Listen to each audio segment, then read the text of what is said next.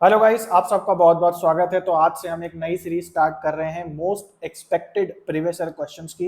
यानी कि जैसा आपको पता है हम लोग प्रीवियस ईयर क्वेश्चंस की बात करते हैं और काफ़ी ज़्यादा बेनिफिशियल होता है आप सबके लिए, जो कि आपको आने वाले जो एग्जाम्स के क्वेश्चंस कैसे आएंगे उसका पूरा का पूरा आइडिया देता है।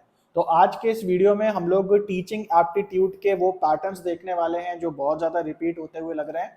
और इस बार होपफुली जो आप तैयारी कर रहे हैं उसके साथ ही साथ ये क्वेश्चंस भी अगर आप देख लेते हैं तो आपको बिल्कुल फुल प्रूफ तैयारी हो जाएगी कि किस प्रकार के जो पैटर्न के क्वेश्चंस हैं बन रहे हैं। तो चलिए बिना समय गवाए आगे बढ़ते हैं और टीचिंग एप्टीट्यूड के जो मोस्ट एक्सपेक्टेड क्वेश्चंस आपके होंगे जून 25 के एग्जाम्स के लिए उनको एक्सप्लेनेशन के साथ देख लेते हैं। तो गाइस, जैसा आपको पता है फ्री में भी मैंने काफी ज्यादा कंटेंट आप सबको प्रोवाइड कराया हुआ है। पेपर वन के बेसिक्स अगर आप अच्छा करना चाहते हैं पूरी प्लेलिस्ट मैंने बना करके अपने चैनल पर डाली है, जरूर से इसको एक्सेस करें। अगर आपके बेसिक्स कमजोर है यूजीसी नेट पेपर वन में, इसके अलावा आपको क्वेश्चंस की प्रैक्टिस करनी है तो मेन पेज जो है उसी पे मैंने सारे के सारे क्वेश्चंस जो भी एक्सप्लेनेशन के साथ कराए हैं वो लगा दिए हैं। इस बार के भी हैं, पिछले बार के भी हैं। तो अगर आप ये भी लाइन से देख लेते हैं एग्जाम से पहले तो काफी अच्छी आपकी प्रैक्टिस हो जाएगी।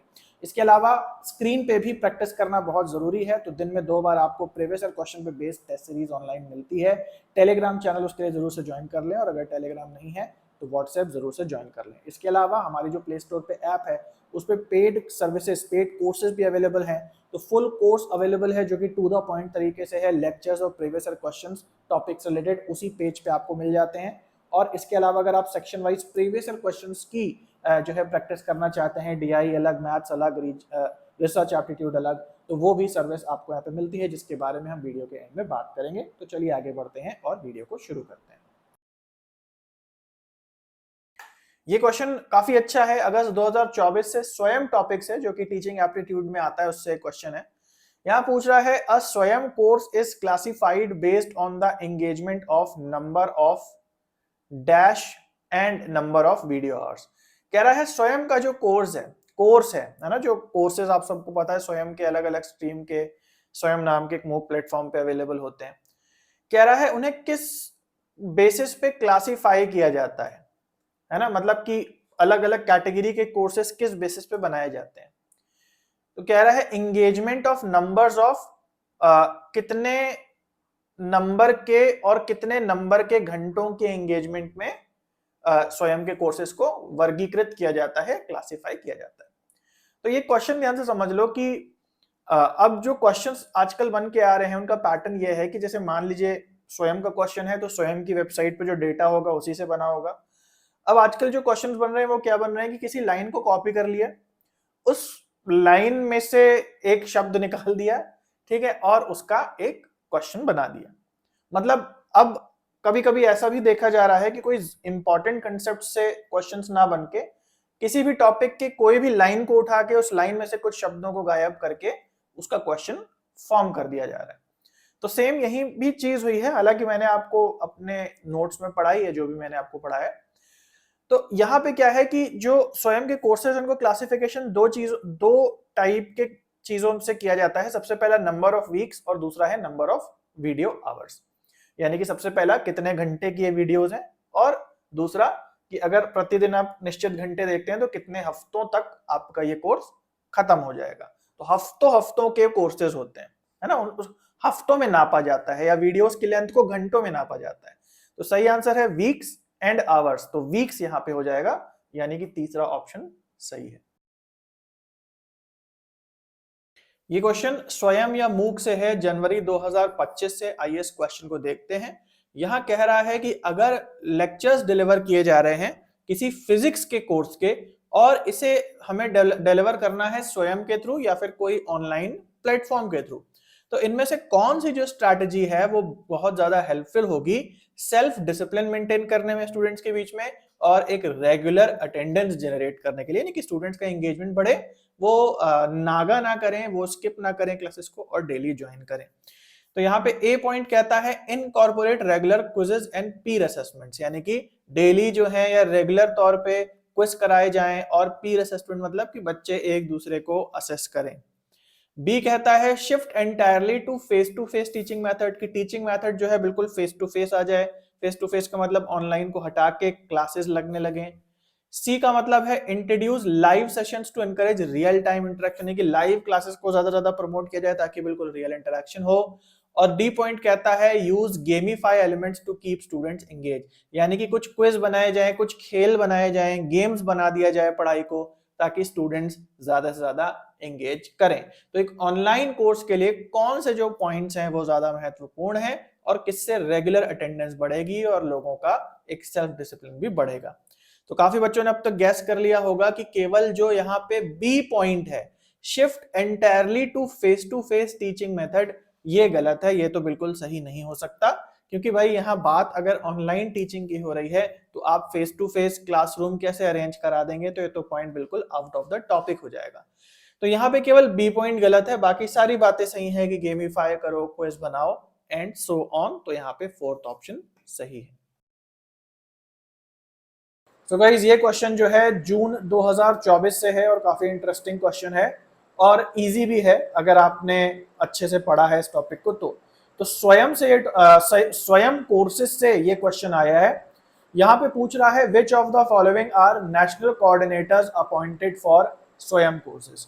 नेशनल कोऑर्डिनेटर का मतलब है वो सारी संस्थाएं जो कि स्वयं नाम की वेबसाइट पे अपने कोर्सेज को अपलोड करती हैं, या जो स्वयं प्लेटफॉर्म का कंटेंट है इसे बनाने में जो संस्थाएं, जो एजुकेशनल इंस्टीट्यूशंस मदद करते हैं, इन सबको हम कहते हैं नेशनल कोऑर्डिनेटर्स। तो यहाँ पे 4-5 ऑप्शन दिए हैं, जैसे IME, NPTEL, NIOS, BITE and CEC। इसमें से कौन से कोऑर्डिनेटर्स हैं ये आपको पिक करना है। तो अगर आपने अच्छे से पढ़ा इस टॉपिक को तो आपने क्लियरली रट लिया होगा कि कौन कौन कोऑर्डिनेटर्स हैं। इसमें IIMs भी आते हैं, UGC भी इसमें आता है और भी बहुत सारी संस्थाएं आती हैं। केवल एक संस्था जो इसमें लिखी है वो नहीं आती है और वो है हमारी block institute of teacher education, तो ये इसके अंदर नहीं आता है। बाकी जितने भी लिखे हैं वो सारे के सारे स्वयं के कोऑर्डिनेटर्स हैं। इसका मतलब A, B, C और E यानी फोर्थ ऑप्शन करेक्ट है। तो गाइस टीचिंग एप्टीट्यूड से क्वेश्चन है, दिसंबर 2022 से लिया गया है और ये क्वेश्चन है सेल्फ रेगुलेटेड लर्निंग के बारे में। यहाँ पूछ रहा है identify the correct sequence of the cycle of self regulated learning. अब बात करते हैं कि ये सेल्फ रेगुलेटेड लर्निंग क्या होता है। तो मैंने आप लोग को ह्यूटागोजी पढ़ाया है। ह्यूटागोजी का मतलब है सेल्फ डायरेक्टेड लर्निंग भी कह सकते हो या सेल्फ रेगुलेटेड लर्निंग भी कह सकते हो, जहां स्टूडेंट बहुत समझदार है और उसे पता है कि जो भी स्किल या नॉलेज है उसे मुझे कैसे सीखना है, उसे किसी और की जरूरत नहीं। तो जब भी कोई स्टूडेंट सेल्फ रेगुलेटेड लर्निंग से कोई स्किल सीखता है तो वो जिन स्टेप्स को फॉलो करता है उन स्टेप्स को अरेंज करना है इस क्वेश्चन में। और यहाँ दिया हुआ है cycle of self regulated learning, यानी ये जो स्टेप्स हैं ये ऐसा नहीं है कि शुरू हुआ और खत्म हुआ, शुरू होता है, स्टेप से आगे बढ़ता है और फिर दोबारा जो है पहले स्टेप पे पहुंच जाता है। तो एक तरीके की सर्कुलर स्टेप्स आप इनको बोल सकते हो, इसीलिए यहाँ पे cycle of self regulated learning लिखा है। तो आइए देखते हैं कौन कौन से यहाँ स्टेप्स लिखे हैं और उनका अरेंजमेंट सही क्या होगा। यहाँ पे लिखा है enhancing tactics and strategies, enacting tactics and strategies, यानी कि जो स्ट्रैटेजीज है उन पे एक्ट करना, डिवाइजिंग प्लान्स, योजना बनाना, सेटिंग गोल्स, गोल सेट करना, रेगुलेटिंग लर्निंग यानी अपनी लर्निंग पे अपना नियंत्रण रखना, और एनालाइजिंग द टास्क कि किसी टास्क को समझना कि वो टास्क एक्चुअली है क्या। तो आइए इसको अरेंज करते हैं। सबसे पहले आएगा एनालाइजिंग द टास्क, किसी टास्क को समझना कि वो है क्या। मान लो मुझे पियानो बजाना सीखना है, या और रिलेवेंट एग्जांपल लेते हैं, मान लो मुझे JRF करना है। तो सबसे पहले हम एनालाइज करेंगे कि भाई हम करने क्या जा रहे हैं, मतलब नेट क्या होता है, JRF क्या होता है, कैसा सिलेबस आता है, कितनी मेहनत लगेगी, पूरे टास्क को हम ओवरऑल देखते हैं, इसको करके क्या फायदा होगा। तो सबसे पहले हमने टास्क की एनालिसिस करी। उसके बाद अगला पॉइंट आता है सेटिंग गोल्स, उद्देश्य बनाना, यानी कि जो ओवरऑल टास्क है वो एक बार में तो नहीं पूरा हो जाएगा, उसे कई उद्देश्यों में, कई अलग अलग गोल्स में तोड़ना पड़ेगा। जैसे पेपर 1 को पहले मैं तैयार करूंगा, फिर मैं पेपर 2 को भी तैयार करूंगा, है ना। तो इस हिसाब से हमने गोल्स बना लिए, पेपर 1 में मुझे इतने नंबर लाने हैं, पेपर 2 में हमें इतने नंबर लाने हैं। फिर उसके बाद आता है डिवाइजिंग प्लान। एक बार जब मेरा गोल बन गया तो अब मैं क्या करूंगा, उसे और छोटे छोटे टास्क में तोड़ूंगा और एक योजना बनाऊंगा कि भाई देखो 6 महीने बाकी हैं, अब मेरा प्लान ये है कि मैंने गोल बनाया है पेपर 1 पेपर 2 में अच्छे नंबर लाने हैं, तो अब मेरी योजना ये है कि मैं सुबह 4 बजे उठूंगा, रात को 10 बजे सोऊंगा, बीच में इतना घंटे पढ़ूंगा। तो ये हो गया डिवाइजिंग प्लान। तो हम मैंने पूरा प्लान बना लिया, टाइम टेबल और शेड्यूल सब बना लिया। उसके बाद आता है इनएक्टिंग टैक्टिक्स एंड स्ट्रेटजीज, यानी कि जो मैंने प्लान बनाया उस पर एनएक्ट करना, यानी एक्ट करना, काम करना उसके ऊपर, जो भी मैंने स्ट्रेटजीज बनाई हैं, टैक्टिक्स या रणनीतियां बनाई। और फाइनली आता है रेगुलेटिंग लर्निंग, यानी कि जो अब मेरी लर्निंग होगी उस पर मैं अब खुद से नियंत्रण कर पाऊंगा, मॉनिटर कर पाऊंगा कि मेरी लर्निंग हो रही है या नहीं हो रही है, या ये देख पाऊंगा कि किस जगह पे मेरी कमी रह जा रही है, किस जगह मेरी कमी नहीं रह रही है, किस प्लान को मुझे थोड़ा बदलना पड़ेगा एंड सो ऑन। ये सारी की सारी चीजें रेगुलेट करने या नियंत्रण करने में आती हैं, जो कि हमारा लास्ट स्टेप होगा। और जैसे मैंने बोला कि स्टेप सर्कुलर हैं, तो जब आप रेगुलेट पे जाएंगे और देखेंगे कि मान लो पढ़ाई ठीक से नहीं हो रही, तो हो सकता है फिर से आप पहले से स्टार्ट करें और अपने प्लान को थोड़ा सा चेंज करें। तो कुल मिला के पहले ई आएगा, फिर सी आएगा, उसके बाद बी आएगा, फिर ए आएगा और फिर डी आएगा, यानी तीसरा ऑप्शन सही होगा। टीचिंग एप्टीट्यूड में ये क्वेश्चन लर्निंग से है, तो आइए देखते हैं क्या क्वेश्चन है। दो स्टेटमेंट दिए हैं लर्निंग के बारे में, हमें बताना है सही कौन सा और गलत कौन सा। तो दो स्टेटमेंट दिए हैं यहाँ पे। स्टेटमेंट 1 कह रहा है learning is also considered as a social construct. तो लर्निंग क्या है, एक प्रकार का सोशल कंस्ट्रक्ट है या सोशल कंस्ट्रक्ट समझा जा सकता है। सोशल कंस्ट्रक्ट मतलब वह चीज जो कि सोसाइटी का निर्माण करे, तो लर्निंग को ऐसा माना जा सकता है। Statement 2, social construct is characterised by development of socially desired behaviour. Social construct क्या होता है? सोशल कंस्ट्रक्ट वो हो सकता है, एक ऐसे बिहेवियर को बोल सकते हो जिससे कि सोसाइटी का निर्माण होता है। तो सबसे पहले हम समझते हैं सोशल कंस्ट्रक्ट का क्या मतलब है।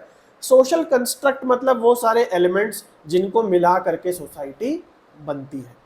तो सबसे पहले आपको डिटरमाइन करना है, समझना है कि क्या लर्निंग ऐसी चीज है जिससे सोसाइटी का निर्माण होता है। तो बिल्कुल है भाई, जितनी लर्निंग होगी, जितना प्रति व्यक्ति सीखेगा, चीजों को समझेगा, वो उसका जो चारों ओर का कल्चर होगा, जो उसकी सोसाइटी होगी, वो इसी हिसाब से बनेगी।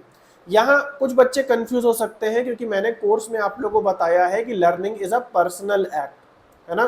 तो यहाँ वो सोच सकते हैं कि भाई सर आपने तो टीचिंग को बताया था सोशल एक्ट है, लर्निंग को बताया था पर्सनल एक्ट है, तो अब यहाँ लर्निंग कैसे सोशल कंस्ट्रक्ट हो जाएगा।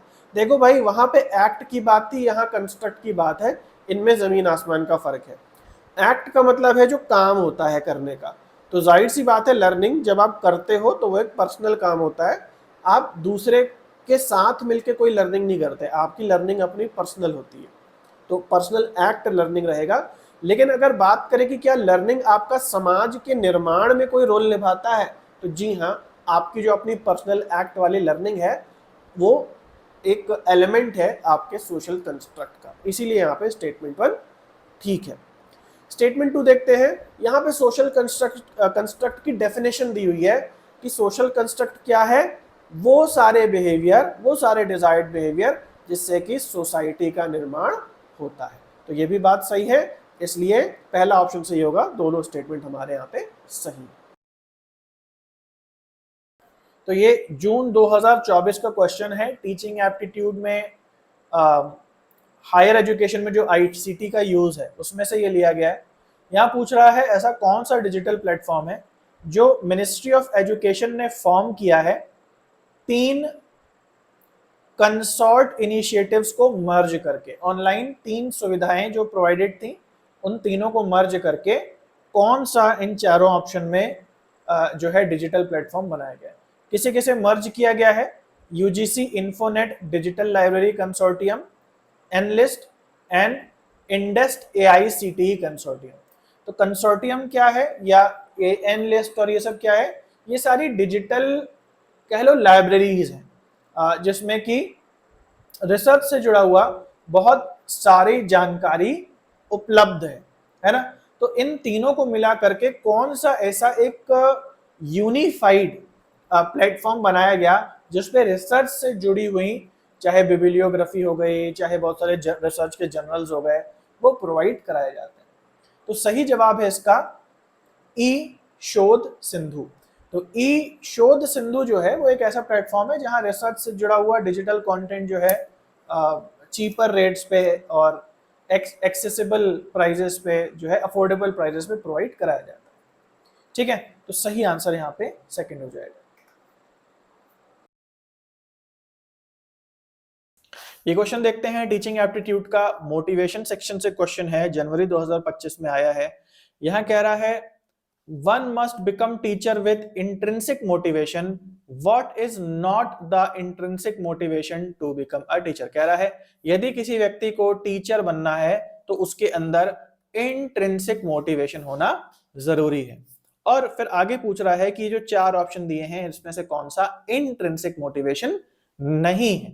तो सबसे पहले समझ लेते हैं कि इंट्रिंसिक मोटिवेशन क्या है या एक्सट्रिंसिक मोटिवेशन क्या है। तो 2 प्रकार के मोटिवेशन होते हैं, extrinsic motivation and intrinsic motivation. तो इंट्रिंसिक का मतलब है, इंट्रिंसिक का मोटिवेशन का मतलब है जब किसी काम करने का जो मोटिवेशन है वो आपके अंदर आता है, जो प्रेरणा है वो आती है आपके अंदर से ही, आपको किसी बाहरी चीज की जरूरत नहीं है, आपको बस वो चीज करने का इतना मन करता है कि आप उस काम को करना चाहते हैं। ये एक इंट्रिंसिक मोटिवेशन है जो कि नेचुरल या प्रकृति प्रदत्त होता है।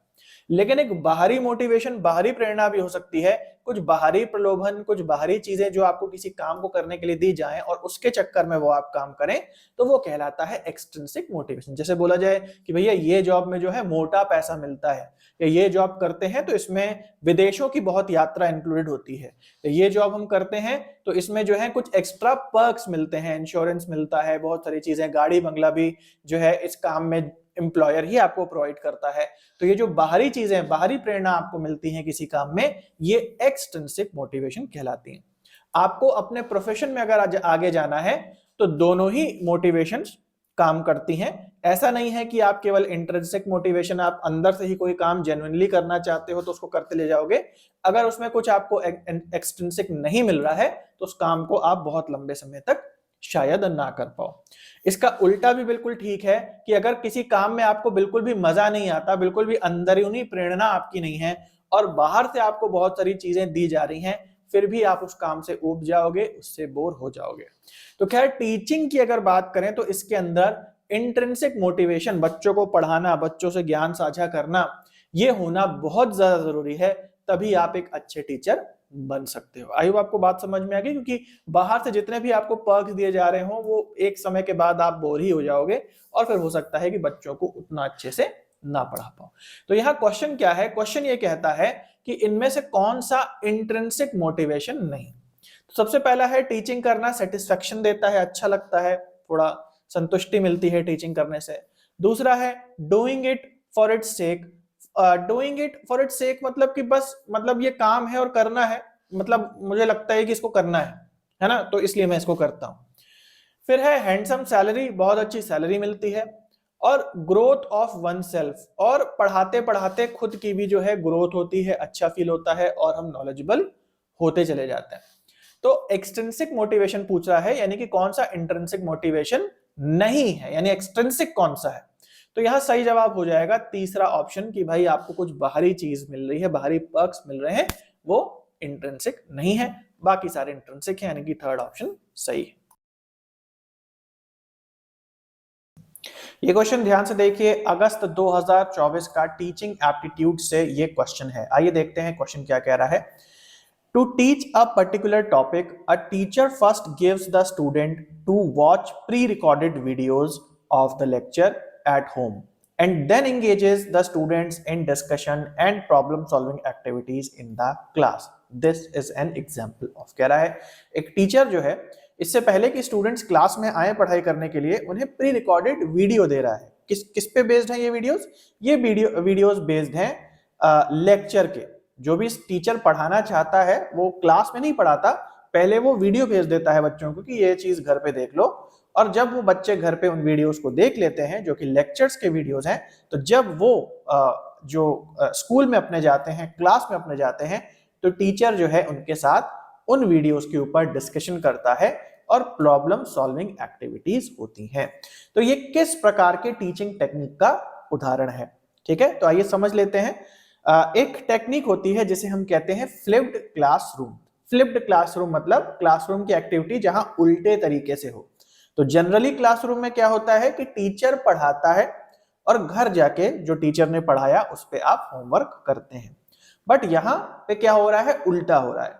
आप घर पे पढ़ाई कर रहे हैं और जो पढ़ा है आपने उसके बेसिस पे एक्टिविटीज आप क्लास में जाके कर रहे हैं। तो यहाँ सही जवाब है फ्लिप्ड क्लासरूम। फ्लिप्ड क्लासरूम का फायदा यह है कि जो इंपॉर्टेंट समय है टीचर का वो बचता है। जो चीज आप बिना टीचर के भी कर सकते हैं वो तो आप घर पे कर ही लेते हैं। टीचर का काम होता है डाउट सॉल्विंग करना, जो घर पे टीचर आपके पहुंच के नहीं करा सकता। तो ये एक एफिशिएंट तरीका है और सही जवाब है ऑप्शन नंबर 2। ये क्वेश्चन काफी इंटरेस्टिंग है और थोड़ा सा कॉम्प्लिकेटेड भी आप कह सकते हो अगर आपको कंसेप्ट नहीं मालूम है। टीचिंग एप्टीट्यूड से एक क्वेश्चन है, आइए देख लेते हैं। अगस्त 2024 का एक क्वेश्चन है। यहाँ कह रहा है which higher order knowledge can make the difference between how well and quickly one student learn material. ठीक है, कह रहा है एक ऐसी प्रकार की हायर ऑर्डर नॉलेज। तो हायर ऑर्डर और लोअर ऑर्डर आप सबको पता होगा। लोअर ऑर्डर होता है रट्टा मारना, ऐसी नॉलेज, और हायर ऑर्डर मतलब होता है कि दिमाग के आधार पे कोई क्रिएटिव नॉलेज, है ना। तो ऐसी कौन सी हायर ऑर्डर थिंकिंग या नॉलेज है, अगर वो किसी स्टूडेंट के पास होती है तो स्टूडेंट जो है वो लर्निंग का काम बहुत अच्छे से और बहुत जल्दी कर सकता है। तो वो कौन सी स्किल है, वो कौन सी हायर ऑर्डर नॉलेज है? Declarative knowledge, rote learning, metacognition या प्रोसीजरल। प्रोसीजरल मतलब स्टेप वाइज कोई चीज याद करना। डेक्लेरेटिव भी अगेन वही है कि एक स्टेटमेंट के रूप में कोई चीज आपको दी गई है, डेक्लेरेशन के रूप में दी हुई है, उसको याद कर लेना। रोट लर्निंग मतलब रट्टा मार लेना। एंड मेटाकॉग्निशन, तो यहाँ सही जवाब है हमारा मेटाकॉग्निशन। क्यों है मेटाकॉग्निशन सही जवाब? क्योंकि मेटाकॉग्निशन का मतलब है एक तरीके से सेल्फ रिफ्लेक्शन, यानी कि जब आप अपनी सोच, अपने दिमाग को भी समझ सकते हो कि आपका दिमाग कैसे काम करता है, आपके विचार कहाँ जाते हैं, यानी अपने ही विचारों पे विचार कर पाने की जो क्षमता है वो मेटाकॉग्निशन होती है। और ये जिस भी स्टूडेंट के पास होती है उसे पता होता है कि मुझे नेट कैसे क्वालिफाई करना है, मुझे यूपीएससी कैसे क्वालिफाई करना है, मेरी स्ट्रेंथ्स क्या है और मेरी वीकनेस क्या है। तो यहाँ पे सही जवाब है ऑप्शन नंबर 3। तो ये क्वेश्चन हमारा आईसीटी के जो टूल्स यूज होते हैं एप्स और वेबसाइट्स टीचिंग एप्टीट्यूड में उससे है। आइए इसको देख लेते हैं। तो यहाँ पे जो एक टूल है जिसका नाम है फ्लिप, इसके बारे में क्वेश्चन बना हुआ है। 2 स्टेटमेंट दिए हैं। पहला कह रहा है फ्लिप जो कि आईसीटी टूल है टीचिंग एप्टीट्यूड में जो यूज होता है, ये यूजर को अलाउ करता है शॉर्ट वीडियो रिस्पॉन्सेज को रिकॉर्ड करने के लिए और शेयर करने के लिए। शॉर्ट अगर आपको वीडियोस बना के दूसरे को शेयर करने तो इस टूल का यूज होता है।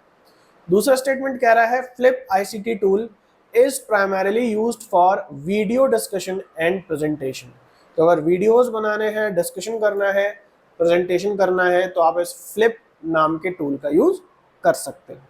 तो ये दोनों बातें सही दी हुई हैं। और जैसे मैं आपको हमेशा बताता हूँ आईसीटी के जो टूल्स होते हैं जो टीचिंग एप्टीट्यूड में यूज होते हैं ये ऑनलाइन भी अवेलेबल होते हैं। और अगर आप क्यूरियस हैं और जानना चाहते हैं कि ये क्या और कैसे काम करते हैं तो खुद से भी गूगल पे सर्च करके देख सकते हैं। हालांकि इस क्वेश्चन में ये दोनों ही बातें सही हैं, इसलिए पहला ऑप्शन सही है। सो गाइज आई होप आप लोगों को वीडियो पसंद आया होगा। काफ़ी सारे क्वेश्चंस और जो कंसेप्ट्स है वो आपके क्लियर हुए होंगे इस वीडियो से।